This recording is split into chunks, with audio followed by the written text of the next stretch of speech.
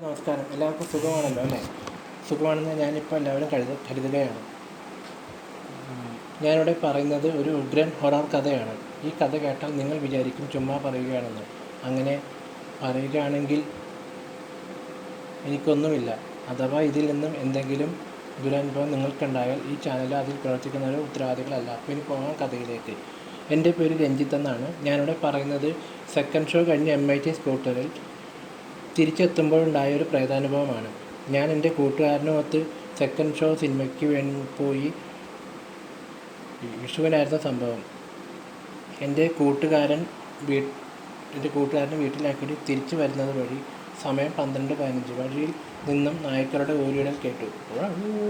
ആത്മാക്കൾ ഇറങ്ങുന്ന നേരമാണ് എന്നുള്ളതിൻ്റെ അടയാളമാണ് ഈ നായ്ക്കളുടെ ഊരിയിടൽ എന്ന് പറയുന്നത്. എന്നിട്ട് എവിടെ നിന്നോ ഒരു ചിലങ്കയുടെ ശബ്ദം. ഏതോ ഒരു യുവതിയുടെ കരച്ചിൽ.